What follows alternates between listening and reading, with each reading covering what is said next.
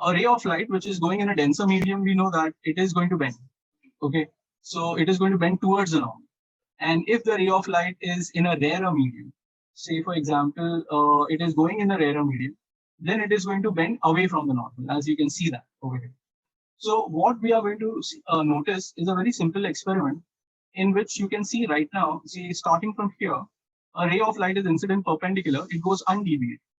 Then as you increase the angle of refraction also increases. Here also again it is increasing, again it is increasing. Then there is a point, okay, where this angle of refraction is 90 degree. That means the ray of light is going glancing on the boundary separating the two medium. And if you increase the angle further than that, okay, greater than the critical angle, then you can see right now on your screen that the complete ray of light goes back in the same medium. That is called as total internal reflection. Two mediums, okay, so this is a rarer medium and this is a denser medium. Consider this point, okay, this point P. Now a ray of light going straight, incident perpendicular on the surface, will go undeviated. Okay, the angle of incidence over here is 0 degree and angle of refraction is 0 as well. Now if you increase the angle of incidence, this is the normal, the angle of refraction will increase.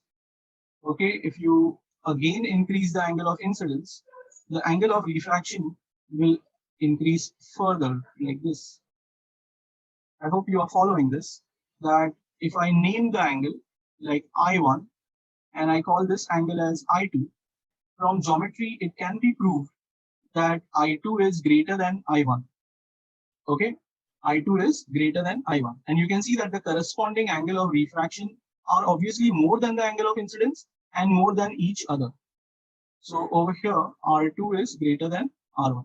Now, if you continue to increase the angle of incidence, there is a time where the angle of incidence is such that the corresponding ray of light, I will show you that with another color, the corresponding ray of light goes glancing on the boundary separating the two medium.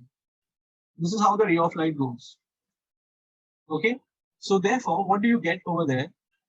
That the angle of refraction, we get it as 90 degree. Now, this corresponding angle of incidence is called as critical angle. So there are two conditions important. A ray of light should be traveling from denser to rarer. And second thing is, the angle of refraction in the rarer medium is 90. Then the corresponding angle of incidence is called critical angle.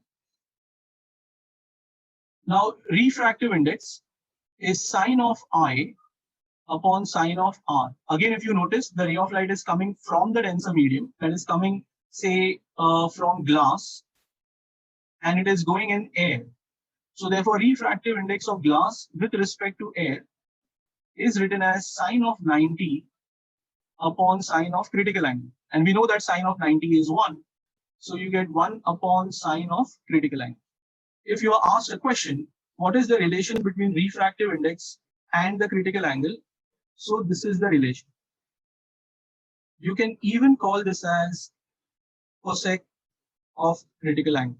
And if they ask you that if the refractive index increases, then what will happen to the critical angle? Then obviously from this relation, you will know that the critical angle will be less. So what do you mean by that? Critical angle for glass will be smaller than critical angle for water. If you make a ray of light incident at an angle greater than the critical angle, here you can see that this particular angle is more than critical angle.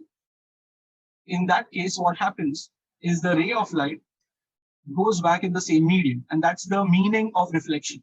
Okay, reflection means coming back in the same medium, and there is no part of light which goes on the other side. Okay, let me show you.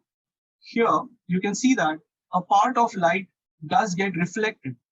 Okay, that is partial reflection, though the intensity is pretty less. Okay, however, in the case of TIR, there is nothing going into the denser medium, sorry, in a rarer medium. So that is the reason why this is called as total internal reflection. There are these following conditions. that the ray of light must be traveling from a denser to rarer medium, and the angle of incidence must be greater than critical angle. So one thing you have to remember, students, for this condition to take place, for R to be equal to 90, this is a angle. This is a specific angle. So say, for example, for glass and air, it is 42 degree. It is fixed. But for TIR, what should be the angle? Any angle which is greater than 42 degree. So it will happen for 42 degree, 42 and a half degree, 43 degree, 45, 50, 60, any angle. Okay, it has to be greater than the critical angle.